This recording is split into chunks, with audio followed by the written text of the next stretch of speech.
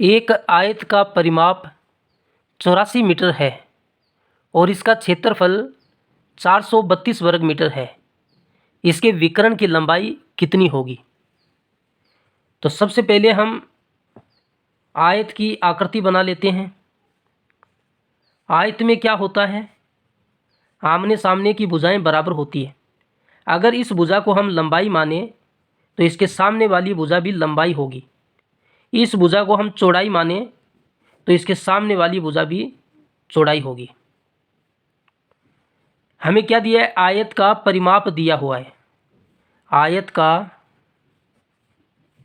परिमाप कितना दिया हुआ है? 84 मीटर। आयत के परिमाप का फॉर्मूला क्या होता है? 2 गुणा लंबाई प्लस चौड़ाई, और इसका मान हमें 84 मीटर दिया हुआ है। ये 2 गुणा में है, उधर जाएगा तो इसके भाग में चला जाएगा। तो लंबाई प्लस चौड़ाई का मान कितना होगा?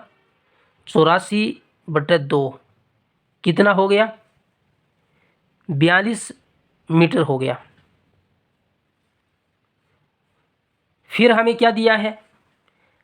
इसका क्षेत्रफल दिया हुआ है। आयत का क्षेत्रफल दिया है।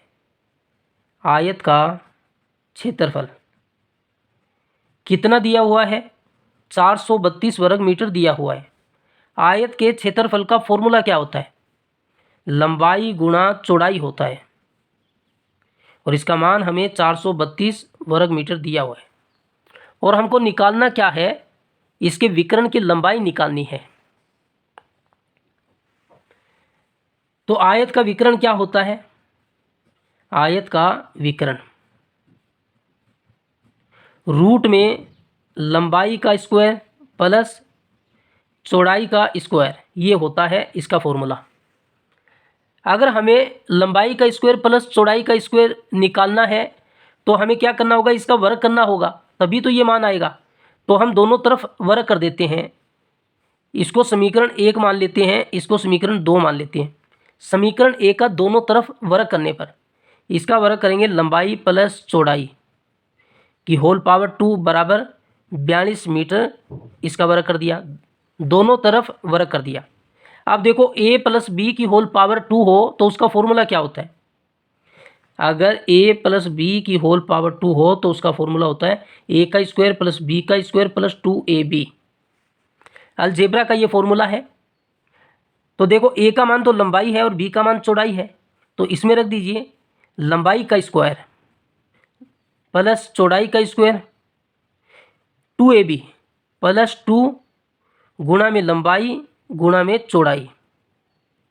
42 का वर्ग क्या होता है? याद होना चाहिए। नहीं याद है तो 42 को 42 से गुणा कर लीजिए। 42 का 42 से गुणा कीजिए। 2 दूनी 4, 4 दूनी 8, 4 दूनी 8, 4 चौक 16। तो कितना बन गया? 4 6 7 1 1764। तो 42 का वर्ग होता है 1764, और मीटर का वर्ग करेंगे तो वर्ग मीटर।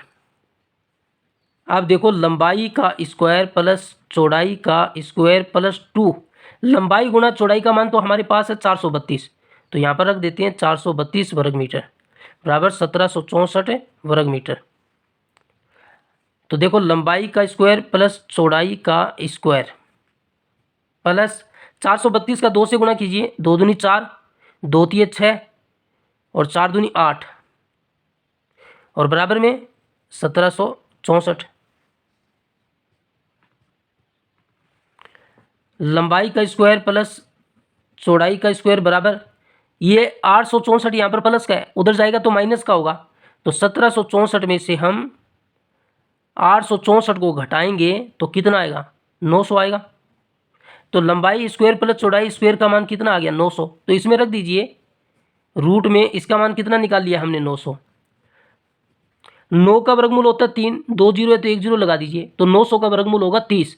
तो आयत के विकर्ण का मान कितना आ गया? 30 मीटर, और ऑप्शन डी इसका सही होगा।